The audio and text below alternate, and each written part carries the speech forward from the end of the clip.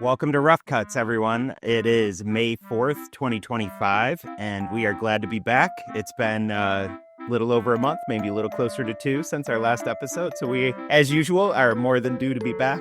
I'm Nate in Cardboard Veritas on Instagram, and I'm here with my two co-hosts and good buddies, Matthew, 1956 Tops Guy on IG, and Jonathan, Sports Cards and Sunsets on IG. How you doing tonight, guys? Good to see you guys. I'm excited about this one. Yeah, I'm pumped, man. Especially after our golden era episode last time. Excited to kind of shift time.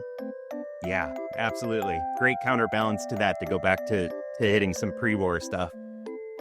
I had a pretty good night watching some hoops. I had a classic card collector disappointment tonight, though. I was watching closely all week a couple cards on eBay and then totally forgot about them. They ended at 8 o'clock Eastern, and I was like actually grocery shopping at the time and just like, yeah, I need to set an alarm. And like, You gotta set the alarm. Compton For real. triple boom, like figured out my, all that stuff. Yep, that's right. So yeah, we've all been there, but that one hurt. I was really interested in these couple, but Sometimes even when you do set the alarm, it happens, Like, yes. like 2 minutes later, you get distracted again, but Yeah. that's the way it goes. Yeah, that's right. So yeah, tonight on the show we are gonna do a deep dive into some great vintage sports cards, which is our bread and butter. We like to go deep on the cards, and we'll be talking about the 1933 Goudey baseball set as well as the 1934 set, some as well, and in particular with a focus on the wonderful, and although it's an oft overused word, iconic. I think it fits incredibly well for all of these cards. Babe Ruth, the 4 Babe Ruths, as well as the 4 Lou Gehrigs. The Ruths are all in the 33 set, and the Gehrigs are split evenly between the 1933 and 1934 Goudey sets. So we're going to hit on some different topics on those cards, and we didn't talk about this guy. We talked about this topic, and I then did a little bit of a search online, and I could not find another decent length video hitting on the Ruths and the Gehrigs. And so I feel like maybe we're filling a little bit of a hobby void with this one. I mean, it's there needs to be some information out there in video format. I'm sure plenty of stuff has been written, but talking about these cards. So I'm glad we're doing that. Before we do, I want to see, do we have some folks joining in here on the live stream? Yeah, we've got a few folks joining now, and a few jumping in the comments already. Pat and Christopher, good to see you guys. Thanks for joining late on a Sunday. That's right. Yeah, welcome everyone. Great to have you, and look forward to some good participation as always. So thanks for joining us. And then before we jump into the Goudey discussion, we wanted to kind of get warmed up and spice it up a little bit with a story about a misadventure that you had, Jonathan, a few years back. I think going through these things, we can always learn a little bit and rehash and remind ourselves some things to do and not to do. So you want to maybe start jumping into the experience that you had? Yeah, for sure. This is a misadventures in the hobby. Maybe this will be a bit of a recurring one. Hey, Chris, good to see you. Yeah, I don't know if it's a Rock the Titanic, but this harkens back to a time when the hobby was pretty crazy. It was, I want to say mid 2020. So we're all locked down at home in COVID. Maybe everybody's been watching The Last Dance, and Kobe Bryant had just recently passed away.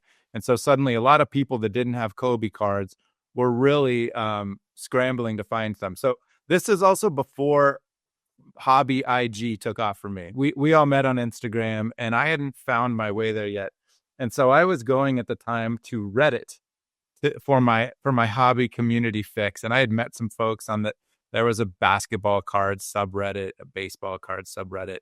And this guy, I'm going to call him Rory for this story. Rory and I got to chatting, and he said he had a bunch of Kobe's, and he sent me some photographs. He had 3 raw Topps Kobe rookies, and I picked one out. I wanted to do it. He said, he's like, hey, you should get an Iverson too. I had a bunch of Iversons. I'll show you the card so you can see this transaction happened. this wasn't big money. I remember one thing that was weird about Rory is he'd only take Cash App.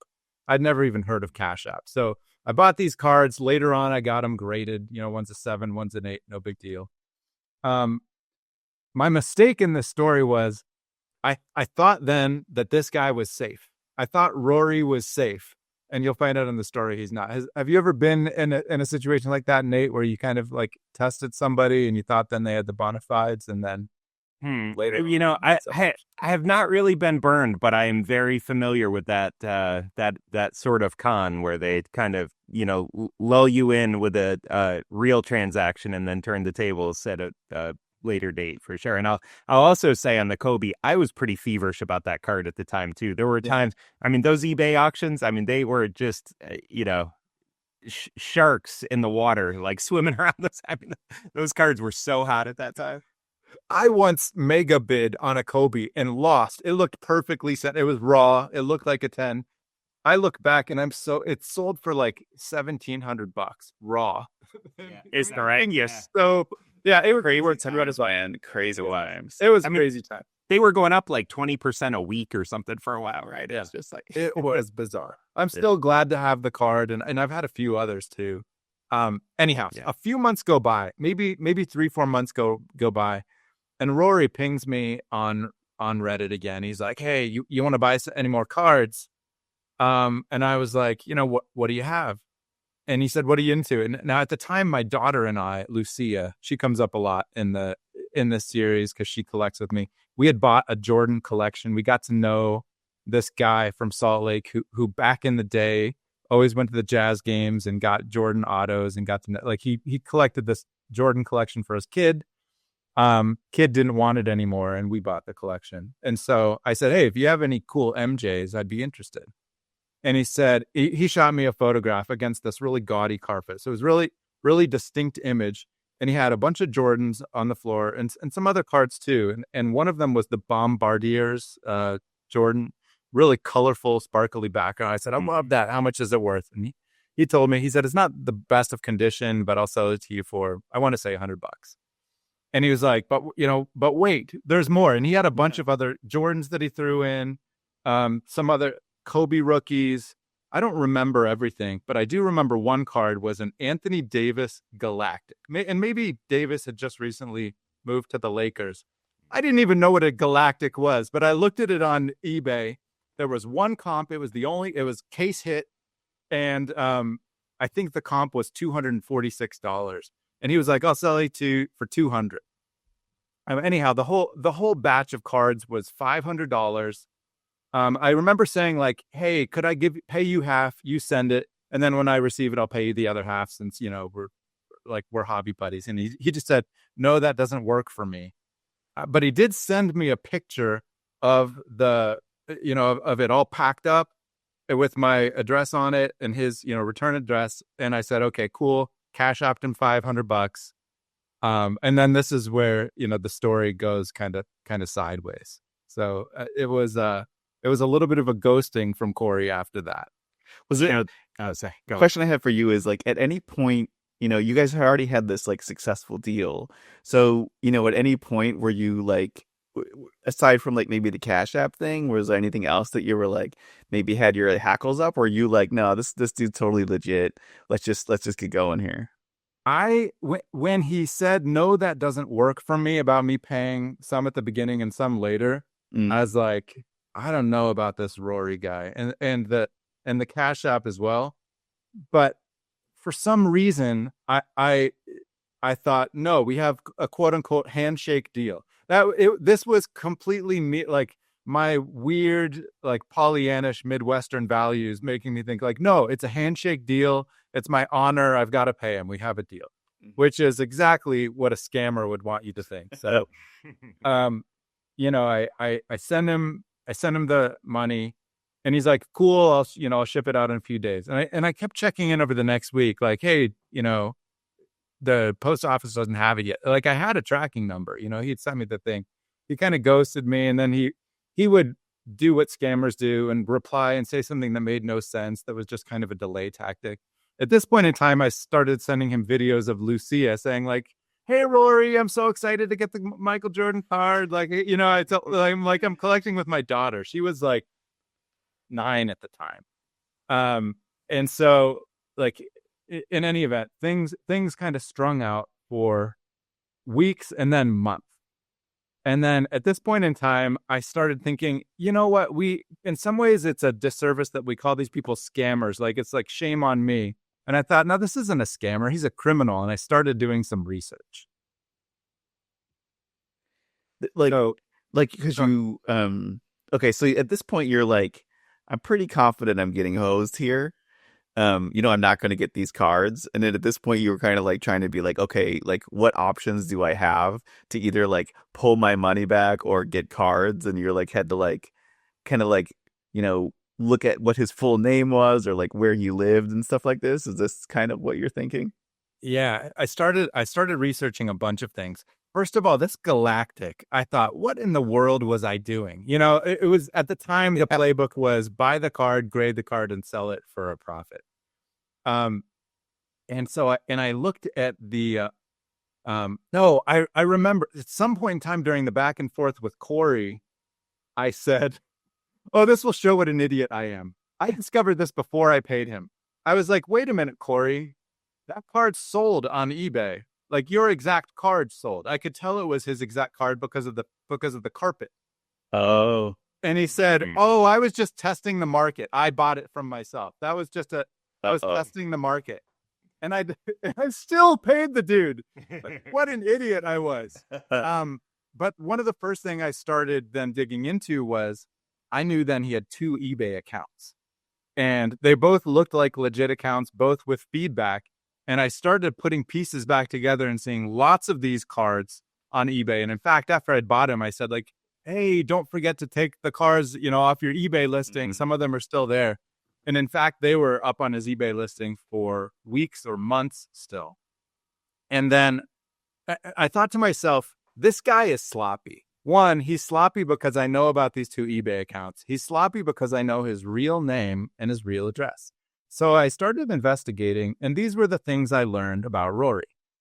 I learned the street he grew up on and what his parents' address was.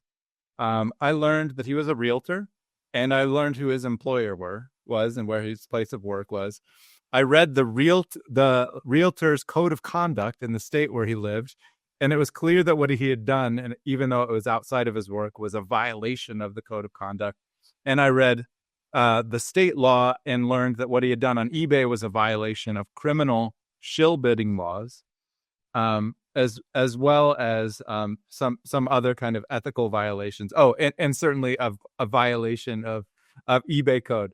So I had a lot of intel on Rory, and then it was all a matter of what am I going to do? And by the way, at this point in time, I'd kind of like written off the $500. Shame on me. But I'm not giving up on this thing. Right.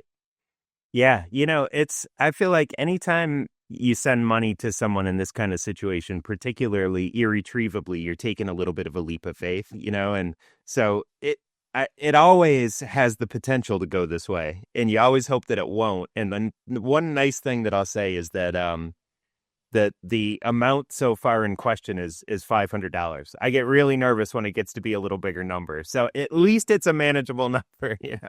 I mean, not that that's insignificant, but it's not like, oh my God, I'm totally flipping out because I just sent like 10 times that or something, Yeah, it could have been worse. It was enough to motivate me. Yeah. And at some point in time, it kind of became a game.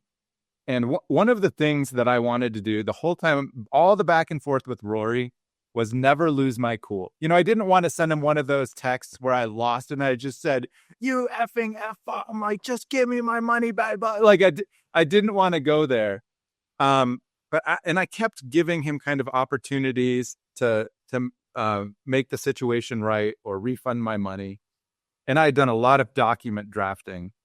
Was he straight up ghosting you at this point? Like when you, like, I'm imagining you like sending these messages. Are you getting like anything back, or is at this point it's just like nothing? Yeah, that's a good question. It was ghosting for weeks at a time, but he would kind of pop back in and respond to something. If I sent him a video of Lucia, still asking about where her Michael Jordan card was. And I still have these videos. They're kind of funny now. But after... Go ahead. The question I had was, so you said that he had like these 2 eBay accounts.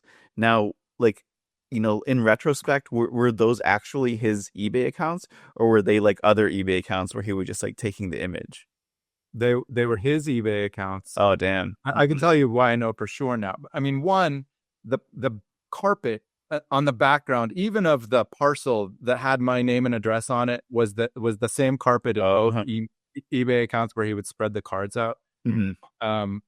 And so, like, the detective work I had done was pretty clean. Like, I knew a lot about the guy. Uh-huh. And so what I didn't know was if I was bluffing. As I look back, I think I was bluffing. But so I'll kind of jump to the conclusion here of how it went down. After I had given him more than enough times and I'd kind of done all the work, I only had kind of one shot to do this. And I did it via a very long text that I kind of copied and pasted in to get it right. And I said, "Hey, Corey, I'm really sorry." Or sorry, Rory. I'm sorry things didn't work out. But I've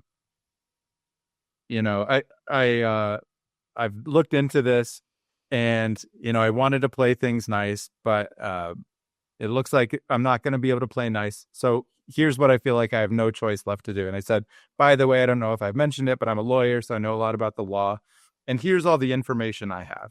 And I shared with Rory, I said, here's where you grew up. This is your parents' address. This is your employer. This is the Realtor Code of Conduct. Chapter and verse of state law. I said also, like, hey, one of my buddies from law school is in the AG's office there.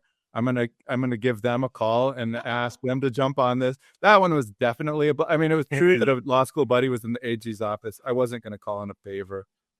Here's the complaint I'm gonna send eBay. And I actually had documents, so I linked out to like a letter to his parents, a letter to eBay, a letter to his employer, and about 10 minutes after I sent all of this, he jumped in and he was just like, I'm so sorry.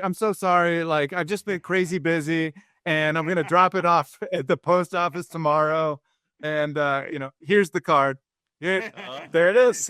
Here's the Jordan card. Here's one of the other Kobe's that I got graded. There were a few others. I did get the Anthony Davis Galactic. It graded a PSA 10 and I sold it. For like $180, like at a loss. But whatever. Right. And I've got a bunch of other Jordans in the collection. He didn't give me, I wasn't entirely made whole because a few of the cards he had sold me, he did successfully sell on his eBay store later. But then I sent him a video of Lucia, holding this card up saying, thank you so much, Rory. I love the card. Like, I really appreciate it. Like, there was no, we hate you in the end. It was like, thanks a lot. I'm glad and I think Rory learned from it. The funny thing was another 6 months later, he pinged me on Reddit and was like, hey man, do you want to buy any more cards? Come on. So he really thought it was all good. Yeah. I was like, Rory, this is me. It's me, Jonathan. And he was like, oh, sorry. Anyway. But that was the last time I've ever used Cash App. That was it for me. Yeah. Yeah, so when you look back here and you think about like, I want to impart some wisdom on the new collector, like what do you think you'd take away that would be words of wisdom about how not to get in these situations or how to deal with them? Yeah, I mean, I would tell people don't try to connect with folks on Reddit at all. It's a platform where the anonymity is kind of the name of the game on Reddit, rather than a platform like Instagram. You're using your own likeness usually, and it's a much more personal format. Don't lead in relationships with transactions. I mean, Nate, you and I have known each other for like 4 years now, and I think still haven't done a deal with each other. Matthew, we've maybe done a few, but get to know the people first.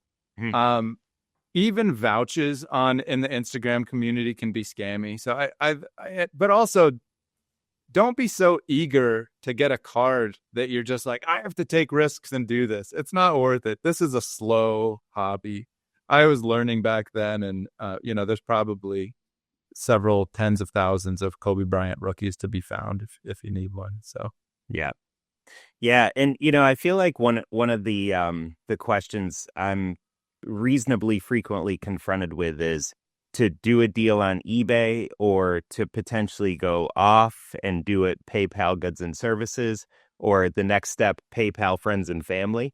And if you take that next step to friends and family, I feel like you've got to really be pretty sure who you're dealing with, because I actually do have experience outside the hobby with an accidental send on friends and family to a wrong address, and that money was not retrievable. Like, it was gone after. Yeah. It was a few $100s again, so it wasn't like a massive amount, but it disappeared after many attempts to try to get it back through contacts with PayPal and various other things. Like, if you send that money, you better be pretty sure who you're dealing with.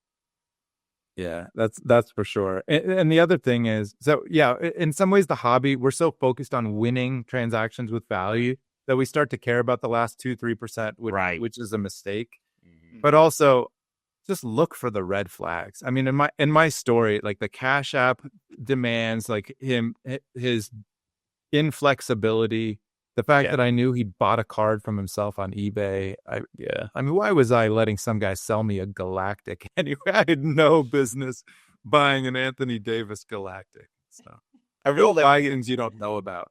That was your first red flag. You're dealing in Anthony Davis Galactic, sir.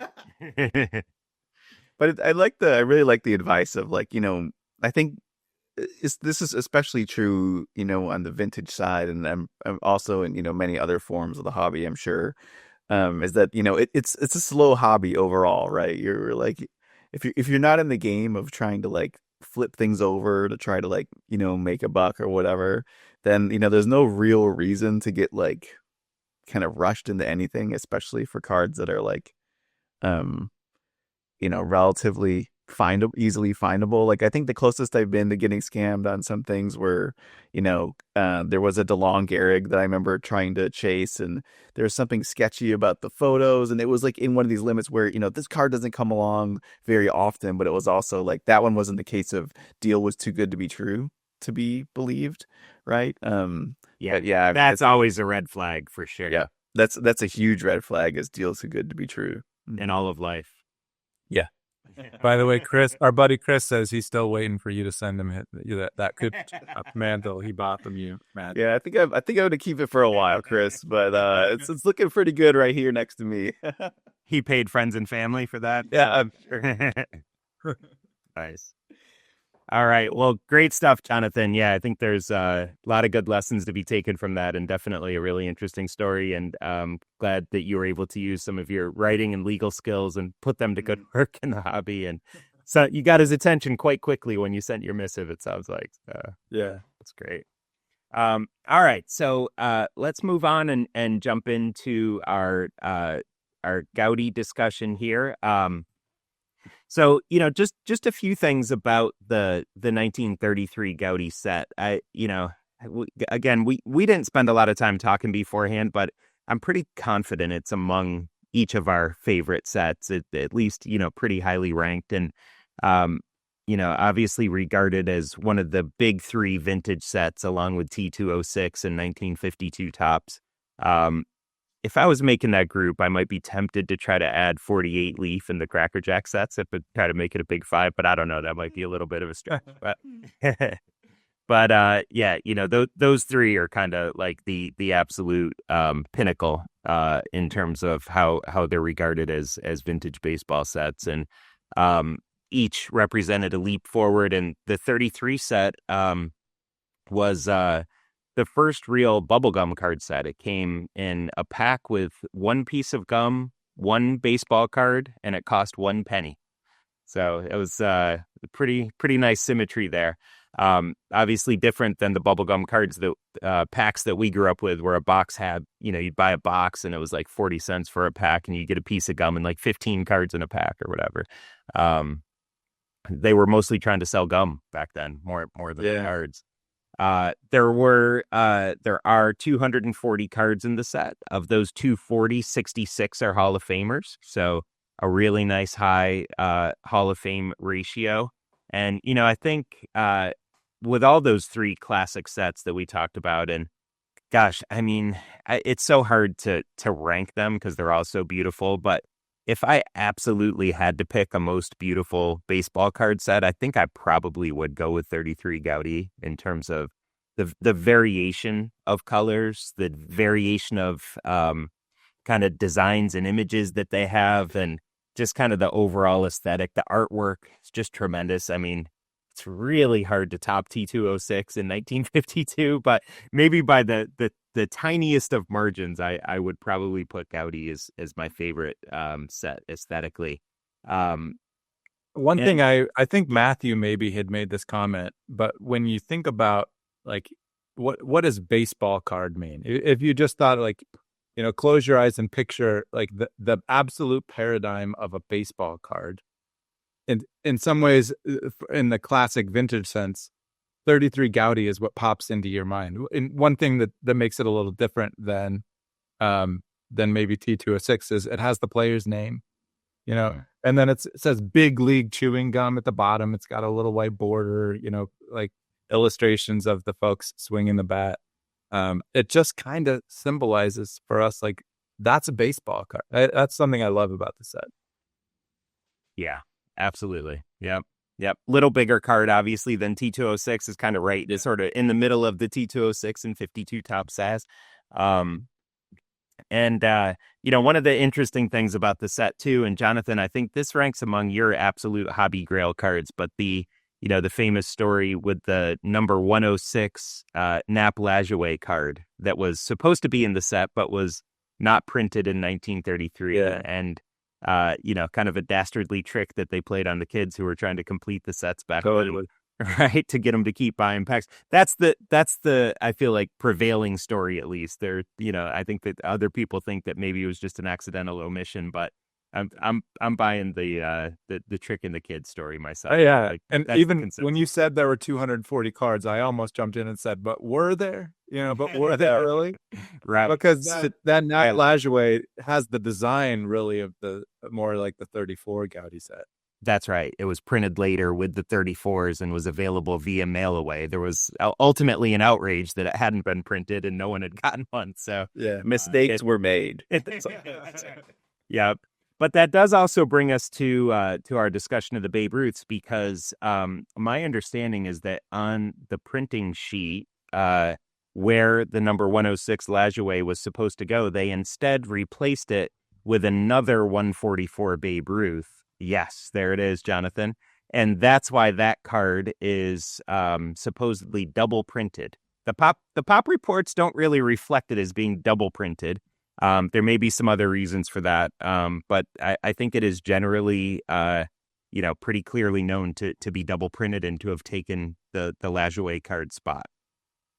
Yeah, and it's even though it's maybe a little bit more, I'm sure you have the pop numbers, a little less scarce, I'll say, than some of the others, because of that, like, this is what a baseball card is, image on it. I don't think the value suffers at all for the, for it being a little bit more high supply than the others. Look at Matthew's copy there. What a beauty. PSA 2.5 on display there. Beautiful. Mine's a 3, but I don't think Matthew's, takes any backseat to mine. Yeah, I mean, these cards are just fantastic, and it's also like, for me, actually, this is not really necessarily about this set, but I feel like my search for this particular card, the 144 Ruth, was really what kind of opened my eyes to pushing down into the very low grades and appreciating the quality of card that you could get down in those low grades. Because up to that point, right, I had been kind of primarily a 56 tops collector, and I was really collecting things in like the PSA 6 kind of regime. But then I kind of got on this hunt of wanting to really add a Goudey Ruth to the collection.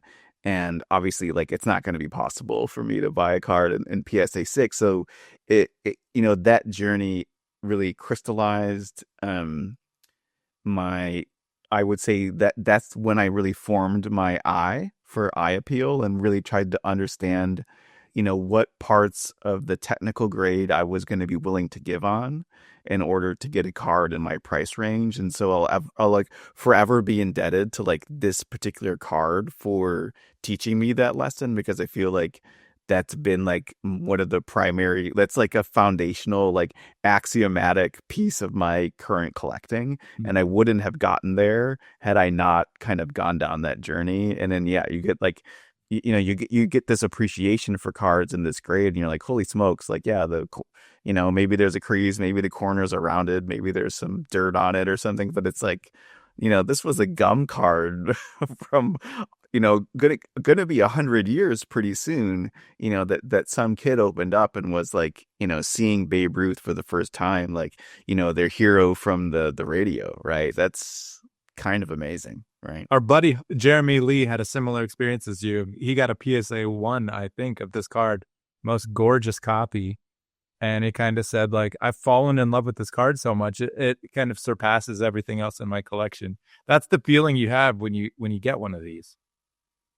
Yeah. Yeah, that's a great point, Jonathan. Right. Yeah, it's really done that for a couple people at least. So yeah, so Matthew, kind of to hit on the aesthetics of the four Goudey Ruths, we kind of wanted to spend some time on that. Obviously, that's a huge part of what drives all of our collecting. Would you be interested in ranking them for us?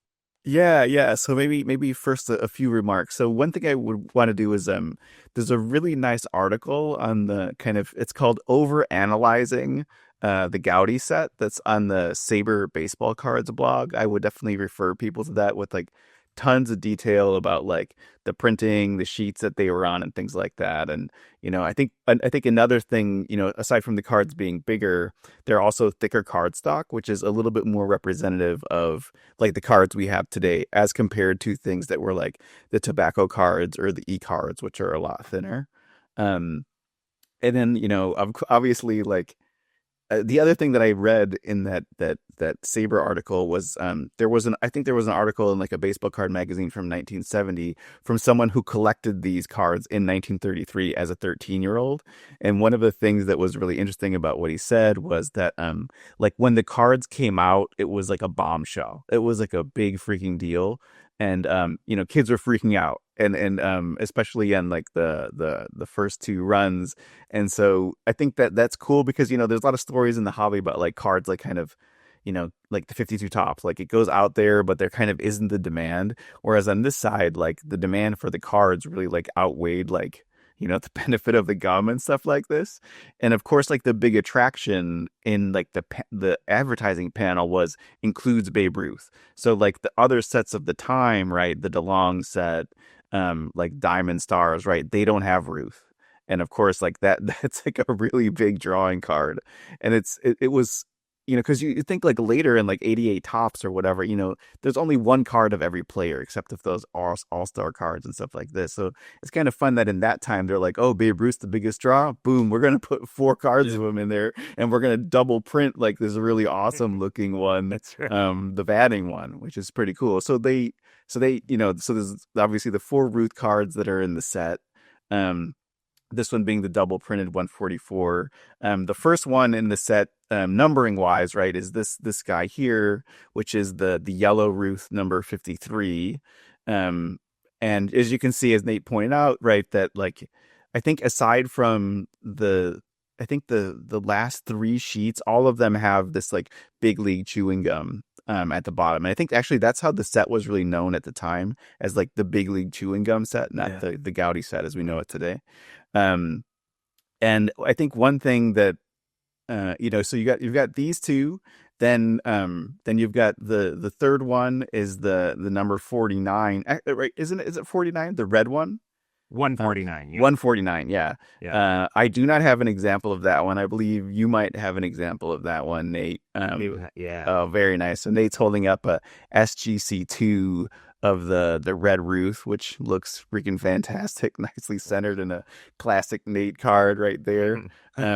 So yeah, You go might ahead. not remember, but you helped me find this card. I think Oh, really? Cool. yeah, this was one that it was at the top of my list probably, I don't know, 3 years ago or so.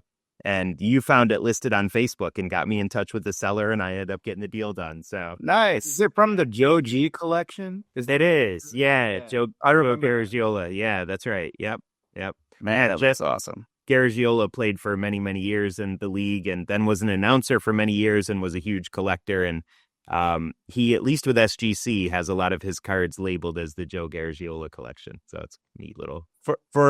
For folks that are looking into the video, I wanted to point something out. I think a lot of people miss this, but all three of these cards are the same image of Babe Ruth. The batting Ruth, the 144, you see the full body.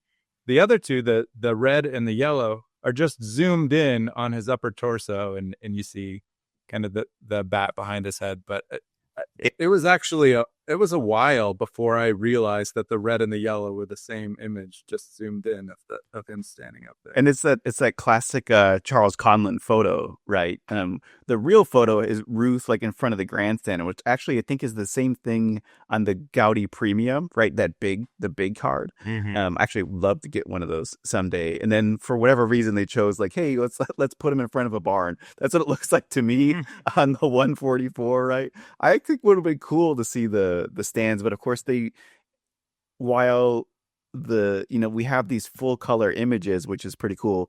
Like the background in most of the cards is generally, just a few colors, pretty simple kinds of background. They're not going to make like the full detail of the stands. Still stunning cards. And then we've got the fourth one, which I also don't have an example of, but I think you two both do, which is the green one, 181. Both of you. Okay, so we got Jonathan holding up an SGC2, also Nate holding up an SGC2. Yeah, beautiful cards. And so this one actually is a different image, which is pretty cool. It's him at the top of the dugout steps, kind of where a little bit more like Ruth showing his age, I would say, in that photo. But it's a really classic image. That's a card that's pretty high on the 1956 guy top want list. I remember actually being in a bookstore with my wife in Boulder, Colorado, in maybe like 2015. And this was before I had owned any of these Ruth cards. And, in many bookstores, right, there's a like little poster section, and there was, that's on like a little cardboard backing, and like leafing through the posters, and boom, one of the posters was the 181 image. Like it was basically just a big version of the card. And I'm like, man, I need to get a Goudey Ruth. I remember thinking that to myself at the time, like that's how big of a deal this card is. It's just, yeah, it's cool that you'd find it randomly in a bookstore or whatever. Right. So you've got these 4 different images, and so 4 different opportunities for kids to get like to pull one of these Ruth cards out of a pack. Like I can't even imagine how awesome that must have felt. Like, Pat Riley, his statement here was like, we would have ended up with 4 different Greg Jeffries in your 88 tops example, Matthew. Yeah. I mean, I was excited to pull the Greg Jeffries in 89. At least I remember it being in 89.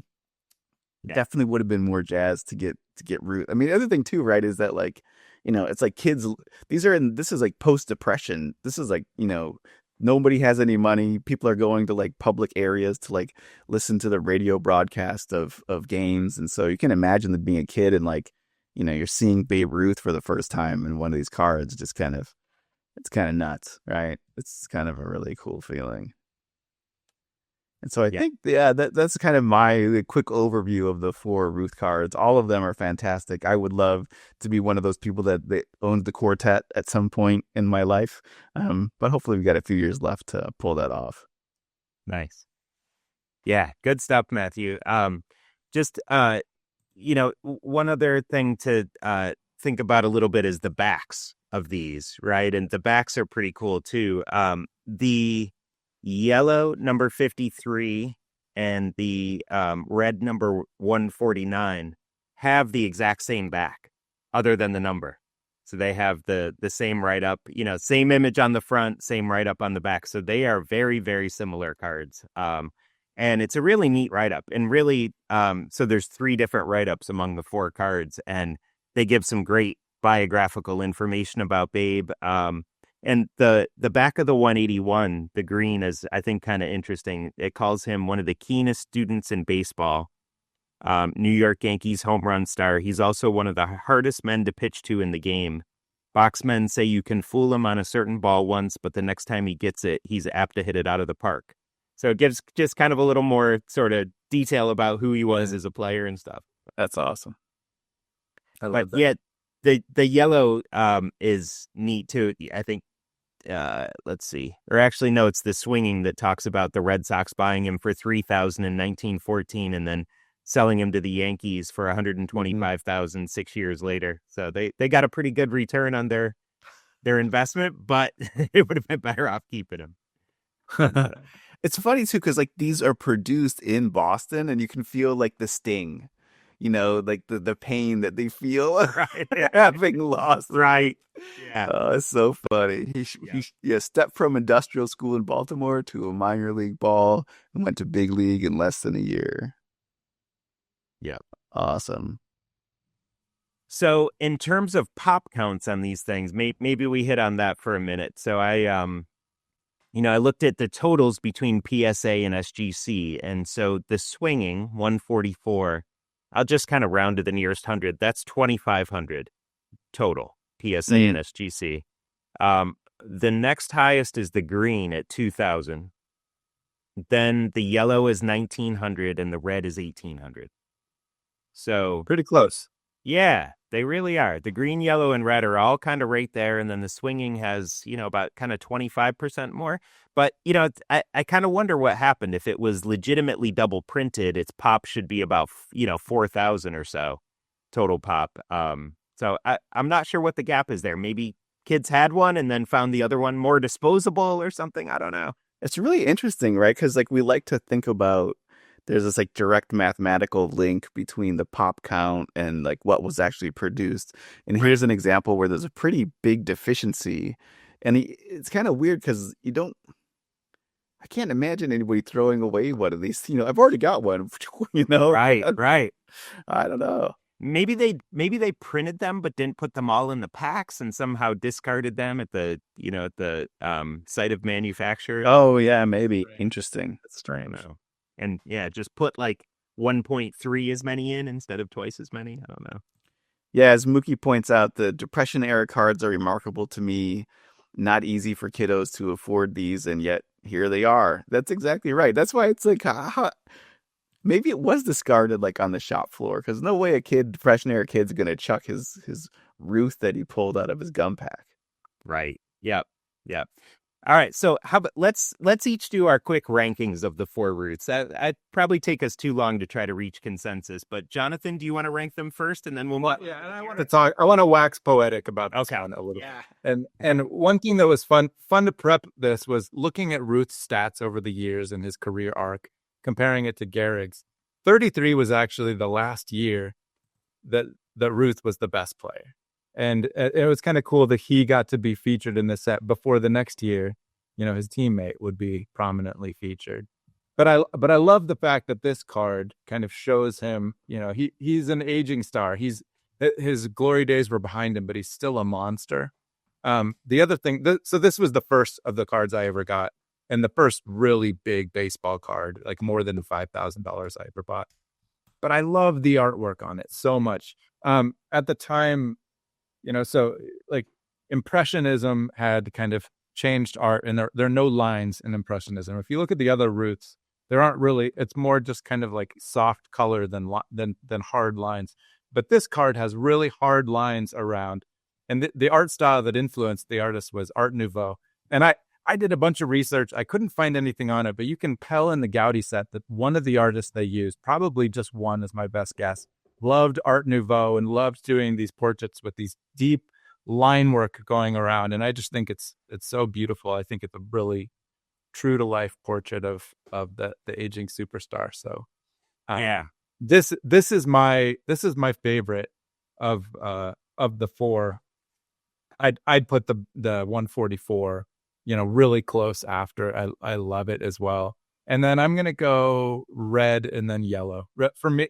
But the red and the yellow are both really close, and I love them both. It's unfair to put anything last in this because they're all four such amazing cards. Jonathan, I love you've been a consistent fan and advocate of that card, I feel like, for a long time, and you've helped me to appreciate it more. And I think, there's another aspect with that card that I think has helped a lot of people appreciate it more, which is seeing the original photo, right, with him in the dugout. It really kind of contextualizes it when you see him there with the bats in the dugout and kind of surrounded by that. It's, there are some other cards like that where it's like when the image just on its own, you kind of wonder what's going on, but then you see the photo and, it really kind of ties it all together. So that helped. And your fandom of that card helped me. And that one has really climbed in terms of my appreciation level. I'm glad. Yeah. Yeah. Matthew, how about you? Yeah, so for me, I think my favorite one, it always goes back and forth for me between the yellow and the 144. I mean, I think I like 144 because it is for me like dictionary definition of a baseball card. I love having like the full body image of him. I like I like the just the idea like he's like in a field or whatever swinging his bat. And so for me, maybe, and this was the first one I fell in love with. So maybe for me, 144 is my favorite. Second favorite is the yellow one. And for me, the one of the big differentiators between the yellow one and the red one for me is the contrast that you get between the background of the card and then the big league chewing gum at the bottom. So the fact that like the red one has the red background means that the kind of that chewing gum advertisement at the bottom doesn't really like pop in the way that I would like it to. And in fact, actually, the first Goudey Ruth I ever purchased was the red one. I was trying to buy the 144 and I just couldn't find the one I wanted. And then someone posted, this must have been in 2018, 2019. I bought the red one off of someone selling one on Net54. It was a SGC 2.5, really nice. And so I really like that one. That was the first one I've actually bought. So for me, I would put the red one third, the green one fourth. I think the green one is definitely like increasing in my overall interest level, and I think actually the next one I buy probably would be the green because it's just a lot different than the others. My issue with the green one is I don't like the brown cap. Like I wish that they kept the original image with the Yankees, just the Yankees cap. I'm not sure why they did that. And actually, even in the yellow one, he just has like this weird like blue hat. Like, why does he have a blue hat? He's on the Yankees. Right. So, but I mean, they're all obviously fantastic cards. For me, that's the order. Nice. Yeah, and I put the 144 swinging number one. So we actually do. I think that's the probably clear because Jonathan, you had that second, and Matthew, I think you had it first. So that I think that's actually consensus number one for us. And then we deviate a little bit because I actually go with the red 149 next. And Matthew, it's interesting to hear, but it's just kind of how things hit collectors' eyes differently. But the thing I kind of like about it, and I definitely hear your point, and I've heard you say that about the banner at the bottom and how that pops, and I do like that on the yellow. Mm-hmm. But the thing I like on the red is the overall kind of red, white, and blue color scheme, and then the way that the borders and the uniform, the white there, kind of pop, and you get some real contrast against the red color a little bit more. But it's because you can see that like on my yellow one here, like it's kind of your eye doesn't really see the difference between like the border and the actual yellow of the background, whereas the red it's like smacks you in the face, right? So I totally see the point. Yeah. But I totally I love how the banner pops at the bottom on the yellow, you make that point. And it's mine almost, and I don't know if if they're all like this on the red, but the red on the banner looks a little faded compared to the actual background. And compared to your banner. Sometimes actually in a lot of these, the print of the banner shows through on the back of the card. I don't know if it's that way on either of yours, but some of them you can see kind of a red kind of the bottom of the card. I think that I don't know what they did with the printing on that banner, but I think it's pretty punchy because sometimes it does kind of bleed through, interestingly enough. Right. Yeah. Yeah. And then, so the way I thought about it in ranking them was if I could only have one of them, which Mm-hmm. one would I pick? Um, and that I kind of needed that to differentiate um, between my third and fourth choices, and I put the yellow third and the green fourth. They're very close for me in 3 and 4. And if I could only have 3 of them, I'd probably get rid of yellow because it's a redundant image, right? Like just like you're saying, you want to have the 3 different images. But if I could only have one, I would put the yellow above the green. But just barely, I mean, we all love all of them. So Yeah, with splitting hairs and yeah, I mean, for me, it feels like it's just an inevitability that I will have all 4. It's just a matter of like in what order and when. And a lot of it just has to do with opportunity, right? If like the right card comes along, I would buy it.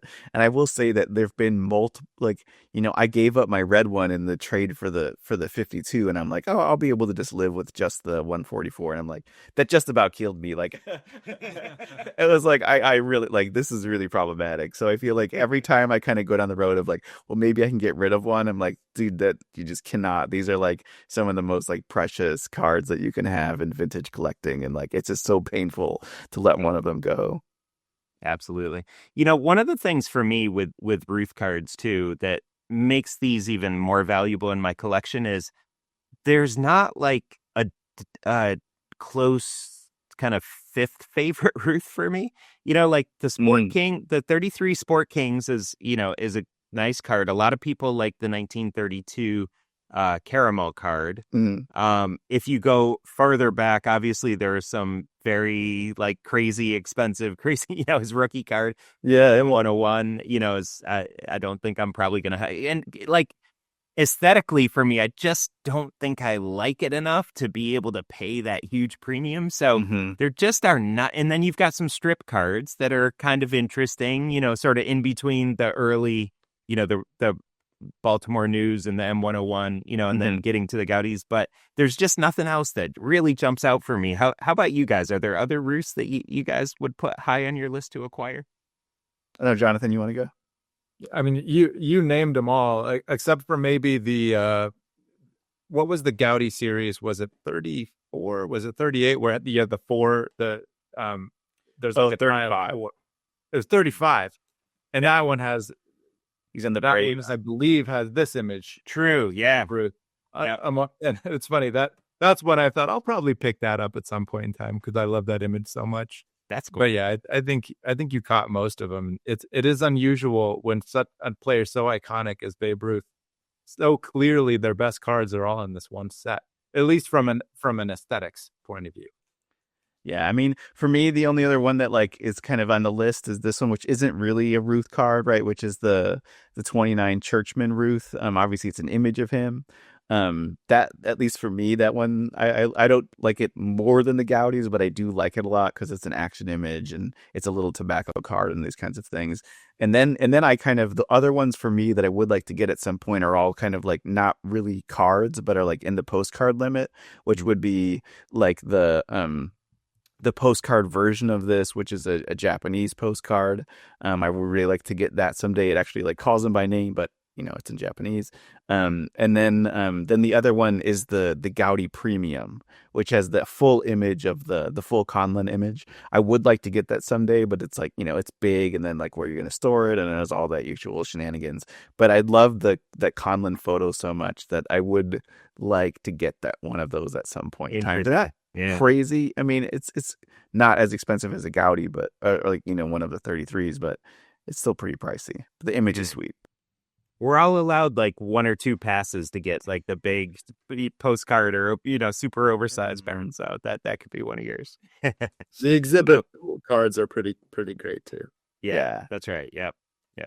All right, so let's move on to the Goudey Gehrigs, and we pull in here the 1934 Goudey set as well, which quickly just want to interrupt you. Just so this is a great comment from Pat Riley. Sinella Margarine. That's a pretty dang cool looking card. Really like that one. I've come so close to buying that one many times. Sorry for the interruption. Good call. Yeah. That's right. So the 34 set, very nice set as well. Very heavily collected. Not as highly regarded as the 33 set. I think we'd probably all agree with that.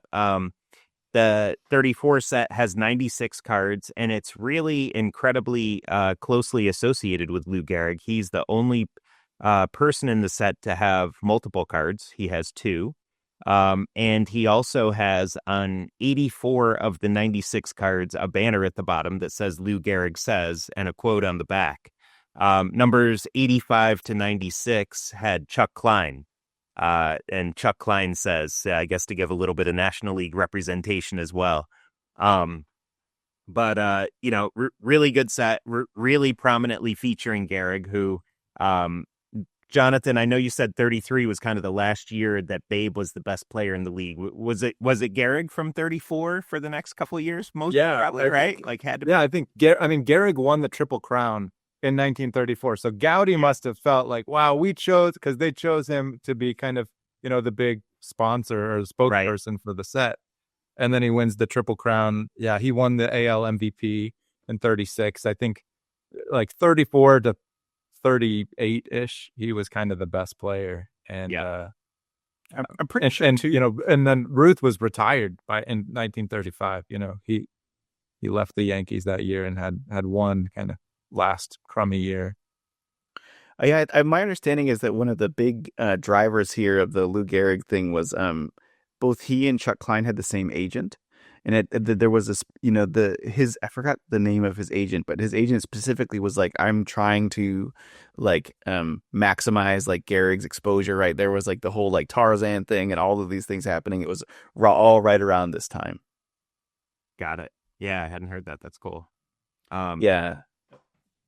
So, Jonathan, do you want to maybe show us a couple of these? And I'll give just a little bit more, right? So there's 4 Gehrig cards in total between the 33 and 34 sets. The 33 technically has 2 of those 4, although they are the same image and the same back.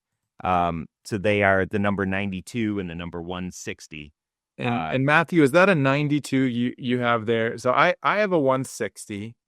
And do you have a 92? Yeah, I have a 92. Yeah, the 160 is just typically a little bit paler of a blue. Yeah. And I don't have as good of a camera here. You get a little deeper blue on the 92. I think maybe the 160 is a little bit lower pop. It's funny because I find myself wanting, I think Nate actually has both. So you can see a little bit of the one slightly deeper blue. But yeah, I find myself longing for a 92, even though I have this beautiful PSA 4 of the 160 with a little eye appeal sticker. And I was going to say, I think this card could challenge the Babe Ruth 144 as being sort of the iconic, this is what a baseball card looks like. It's I would argue, a little bit better of like there's kind of real action. You can feel him pulling his weight around with the bat. The background is just so simple that the image of Lou really pops. But I love this card. I'm so thrilled to have it. It's funny. I was going to say, of the 8 cards, I only have 3. And then I realized that in some ways that's doing such a disservice to any of the cards. Like to have one of these cards feels like such a thrill. And I think this was the second of the 3 that I had. And yeah, I'm still pretty thrilled to have it. Yeah, one thing too is I feel like of all of these cards, I feel like this is the one that I had the hardest time finding kind of the right example for me. Like I feel like there's the registration on the Gehrig is really tough, and there's a lot of instances where you can't really make out the NY in his cap. You can't, there's a little bit weird offsets near his legs and pants and things like that, and so for me, somehow this one maybe is a little bit more of a treasure hunt. It gets a little bit harder to find like a really, really nice example of it. I know that Jeremy Lee, I know he's been looking for one for a while. I'm sure you could find one, if that's what he was settling for. But he kind of wants what we all want, which is kind of the high eye appeal, like kind of thing. But yeah, I agree with you, Jonathan. It's a really a heck of a card. The write up on the back is cool. I always think of it as like, I think it says like one of the big siege guns or something like that is the language that's used. That's awesome. Oh yeah, and he moves the weights at 200 pounds. I love that on the bottom. He was such a beast. He was good old time lingo. Yeah, I love. It's a strange thing about the front of the card, but the bat kind of bleeds into the border. In fact, it's one of the ways that you can tell a fake if you go move it down a little bit more, Matthew, so we can see it. Yeah, at the top there's like this little ghost of the bat that bleeds into the white border, and I've come to love that about it. Yeah, almost a little yellowish. Yeah, and I think it's also true that the dirt is another place to look for a fake, where there's a little bit of the dirt extends a little bit over the border. Yeah. Yeah, it's such a cool card, and the composition and the colors, it's just, man, it's like that's why, when these cards came out, it was such a big deal. It's like they're just obvious. They just look amazing, right? Yeah, let's see that 34. You had your 34 there too, Matthew. And Matthew, just on the 33, that your point is right too with the registration, and it's it's kind of an issue with the 144 Ruth as well, where for it's sure. really hard to find them with and when you introduce that registration variable along with all the other variables that you need to have a nice eye appeal card, it really ups the challenge, because obviously almost all these sets centering is going to be tough, and then the age of these cards, usually you're going to have some surface issues too, and so like you add the registration, and that really ups the degree of difficulty. Well said. And I think the other fact is, like, as we point out, like a lot of the use of the pastels, like a lot of the colors, like if you want to buy one of these cards, you want one where the color really like shines through, right? And I feel like you're right, like the combination of these factors of like, you want great registration, great color. I mean, I'm personally very willing to settle on like the centering on these cards to satisfy the registration and color pieces of it. I think that those are the primo, at least for me, kind of eye appeal pieces of it. Yeah. So it's so cool, Nate, because you have both of the 33s, and which one do you like more? Right. Yeah, that's a good question. I mean, I kind of lean a little toward the 160. There's something a little just kind of smoother about the blue, the background and the the way the color pops a little bit. It's almost like kind of a robin's egg instead of like a sky blue, and I don't know, I kind of like that. And then so to hit on the pops on the Gehrigs, the number 92 from 33 is 2,600. The number 160 is 1,500. So it really is, a lot less common. When it's the exact same image, I'm not sure exactly how much that matters, and we're just talking about really subtle color variations. But so they're 26 and 1,500. And then the yellow that you have there, the number 37 from 1934, that's 1,600. And then the green, number 61 from 1934, is 1,400. Oh, wow. Yeah. Very interesting. So like one of the things too that is fun with the 34s, I think some people kind of view 34 as almost like an extended version of the 33, right? You've got this connection between the lageway, like the 33 lageway is actually in the 34 design. And I think most of the players in the 34 set are not in the 33 set, with some exceptions, right? There's some major exceptions, including Gehrig. But because Gehrig was the spokesman, like, he needed to be in the set, and he's the only one who got 2 cards. But it's also fun to think about, like, man, wouldn't it have been cool to get 2 different images of Gehrig in 33? Because I think it's also true with the Fox, right? Jimmy Fox has 2 cards, but they're the same image. There are other players that did get 2 different versions, like Hornsby. But man, yeah, I would have. That's one of the things I'm always like, oh, I wonder what they would have chosen, for an image of him in 33. Right. Or at least a different color, like we got with Babe, like so you put the Gehringer purple on one of those, or you like zoom, or you just like did a zoom in of like, right. Oh man, that would have been sweet, right? That would have been a sweet card. Yeah, man, they did so well, and here we are second guessing. Yeah. Some of the shortcomings, right? Yeah. So, I'm trying to think what the story was with, I think what I heard with some of the cards that were printed so similarly. So, right, the Jimmy Fox was really similar too. Yeah, and it's a famed card. Yeah. Is that maybe there were a few players that had contracts with Goudey that sort of didn't come to being shortly before press time, and so they had to double up a couple of the images to kind of fill those empty spots. That was one explanation that I heard for why some of those images got doubled up. But should we move into maybe ranking? And we probably need to see your other the green. Gehrig. Yeah. Your Okay, Gehrig. yeah. So right. Yeah, so here's the level set here. It's hard to get. And then you could actually see in this instance too, there's actually two different images of the Lou Gehrig and the Lou Gehrig says, and you can see the different in the yellow versus the green. This one, he's kind of looking that way, and his cap is a certain way, and then yours, Nate, is more straight on. Yeah, right. Yep. Good point. Yep. Can't really seem to get a very good angle on it here, but get a little bit of a sense at least. Yeah, and Pat Riley gave us a nice comment here. The portrait Lou is so awesome. It has great works progress administration vibes. That's a really nice comment, right? Because, it goes back to the fact that, this is kind of like Great Depression era America, and you can the cards kind of feel that way, which is pretty cool. Yeah, and there's actually going to the backs again. The back on the green is kind of interesting to us as collectors. So it says, "I would like every boy to be a member of the Not Whole League of America because this league can help you to become a better ball player. It also makes it possible for boys to get baseballs, gloves, and uniforms without cost, and I know the boys who have these things take more interest in the game and therefore become better players.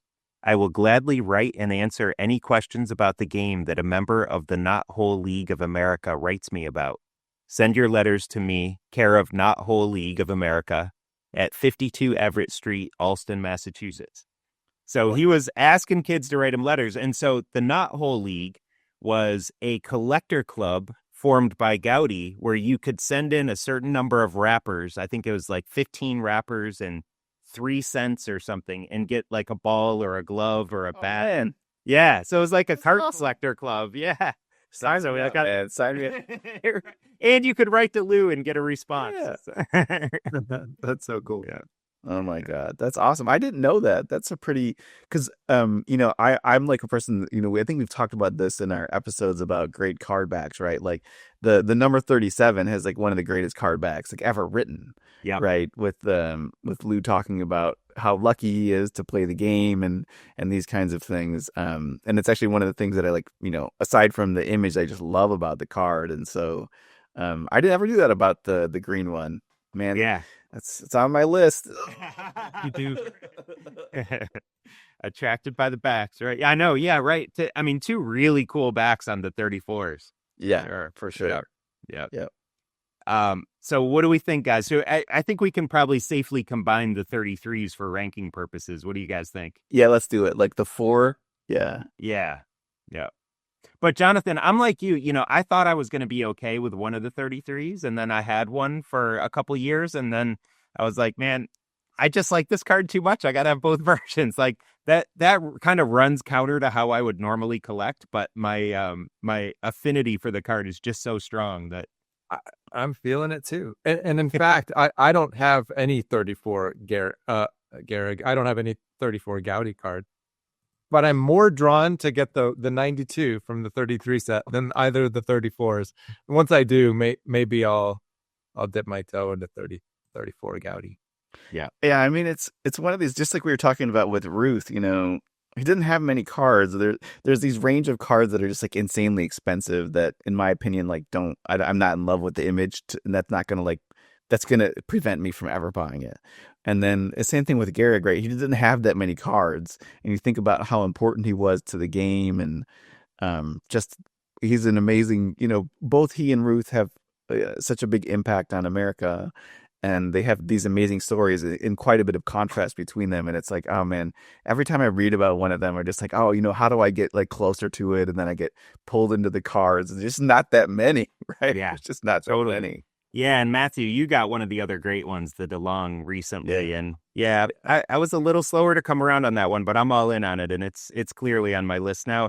The thing, and some people certainly will disagree with this, but I just don't love the Ruth or Gehrig art on the 1932 U.S. Caramel card. Like I just don't love their images. I don't know. Do you guys?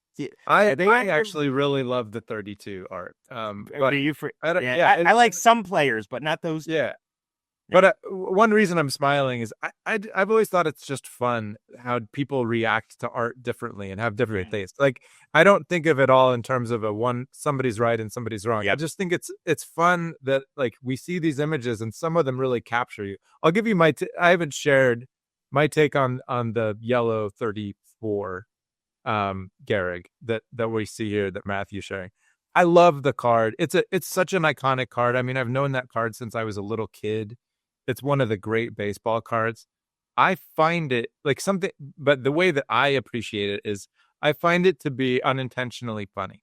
Like, I think it's a little bit funny. Like there's some kind of propaganda of the time at play that like, there's a card of Lou Gehrig and it says Lou Gehrig says like about him and he's on the card twice and he's making this face, like this really gregarious kind of funny face that I always imagine Gehrig was kind of serious and more reserved.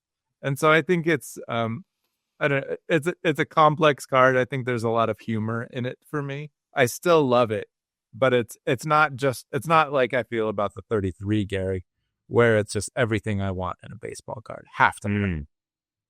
Interesting. Yeah, that's super interesting. I think there's a lot of truth in what you're saying in the sense that, this was the time when, there was a concerted effort on Gehrig's agent's part to like make him like a movie star, to make him like the next Babe Ruth, right? And he was very uncomfortable with that, right? Whenever you look at the images of him like getting, in these like stills from like the Tarzan thing, he just looks like he wants to jump out of his skin,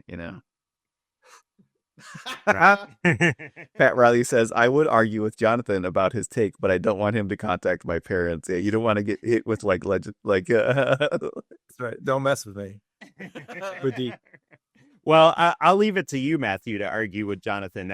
I'm going to go ahead and guess that that's the top of the Gehrigs on your list. Yeah, you're right. It is. I mean, I love both of them. I don't really distinguish, at least currently, the 160 is not really on my radar just because it is the same image as the 92. Although, in a perfect world, I would love to get it. But for me, yeah, I just like what I love about the 37 or the 34, number 37, the yellow one is, I just like the design of the card, and I do like, even though Gehrig probably doesn't look like this very frequently with a big old broad smile on his face, I do like to like mentally like, I don't know, think of him this way. And part of it is just like I know that this is in the time frame, just a few years prior to him facing his own mortality. And the combination of just the very clear picture of him that at least in my head is how I think of him, combined with what it says on the back. I think it's just such a powerful card that it's my favorite. So this is what I think of as the Lou Gehrig. But then when there have been moments where I've like needed to scram to get some money to buy a new card, where I'm like, oh, maybe I should sell my 33. And I moved my previous example again in the 52 mantle trade, and that one was very hard to stomach, not having a 33 Goudey Gehrig, because again, like such an important person in the game and such an awesome set, awesome card. Like it's a must have. And so for me, like the order would be like yellow, then 92/160, and then the green one. I do want to get the green one at some point, but it's not like in my like I need to have it. Like it's the green Ruth is higher on my list of like, oh, I really need to get that. But again, like I mean, it's freaking Ruth and Gehrig. It's hard to really bash any of them. What about you, Nate? Well, I'm gonna put the green as my number one. No, I'm just Designs? Oh, wow. no, it's for me. It's I think Matthew, I'm in a really similar spot to where you are. I go with the yellow 37, number one, just barely over the 33. And the green, 34, although I really like it a lot. probably a fairly distant third for me behind the other two. And the thing, one of the really nice things about the Green 61 is it has a pretty unusual color and a really kind of bright, neat color in hand. That you just don't see on a lot of vintage cards. Unlike, I think the yellow obviously is a lot of the best cards are yellow, and even the light blue you see a little bit more. But the artwork on Lou's face, the likeness just it doesn't feel quite as good to me. I feel like that's kind of the main thing missing there. And then, for kind of a swinging in action image, the 33 just feels better to me. Like the number 37 smiling kind of has the better facial image, and the 33 kind of, captures the swinging a little bit better. So, I mean, again, love all three, but I got to go with the 37 just by a little bit. And I just love the vivacious feel of it, the color. I think there is some really nice, contrast in that. And then, as you pointed out as well, the back is phenomenal as well. So as much as I love the 33, I put the 37 just a little bit above it. Yeah, I mean, part of it too for me is almost like we had this conversation about when we were doing our ranking of the golden era of you want to have like a representative collection that kind of tells the story.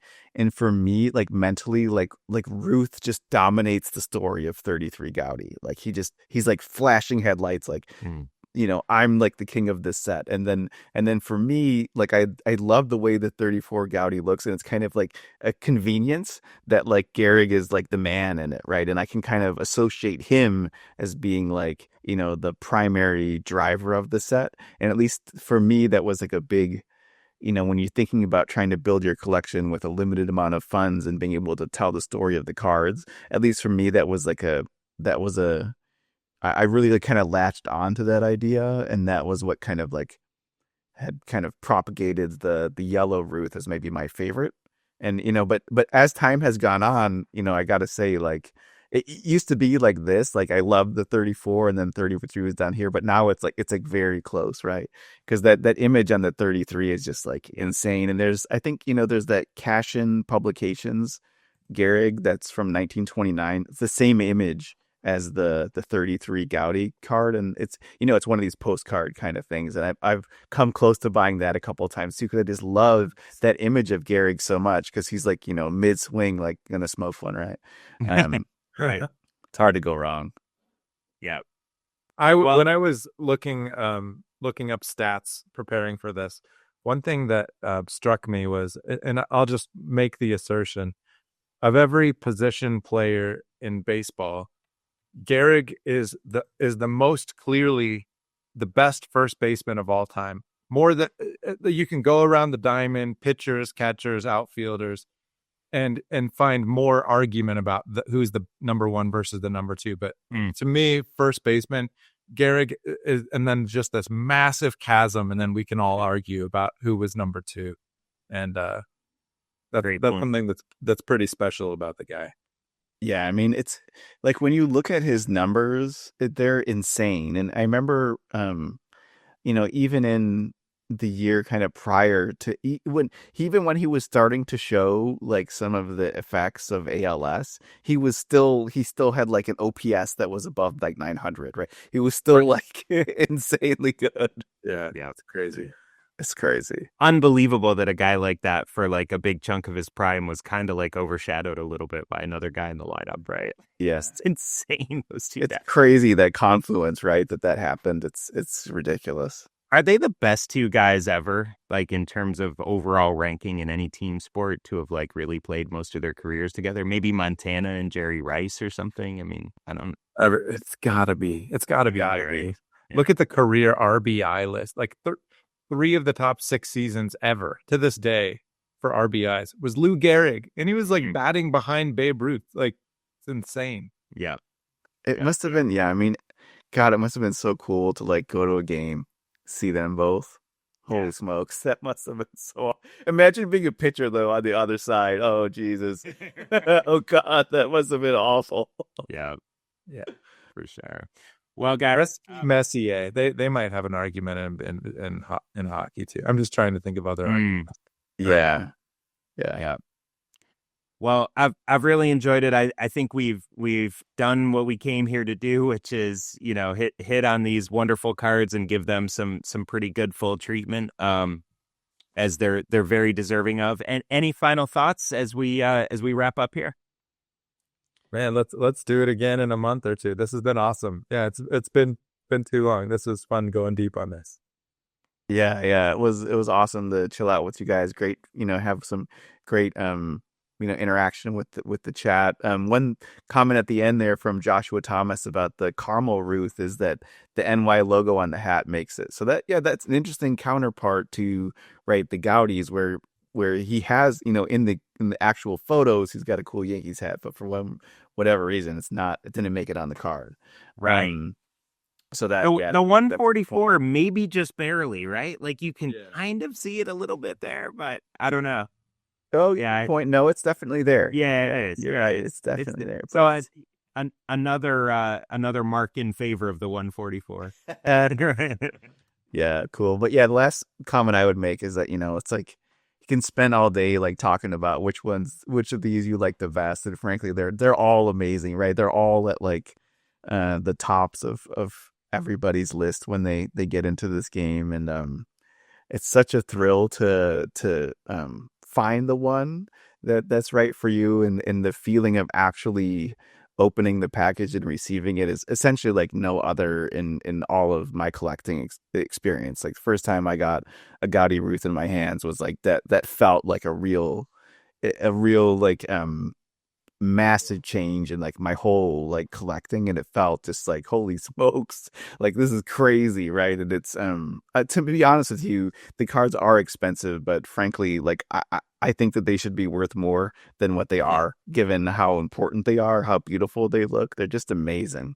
And yeah, if anyone lucky enough to be able to throw some funds at a card like this, you won't regret it. It's amazing.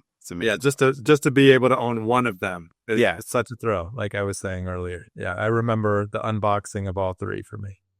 Yeah.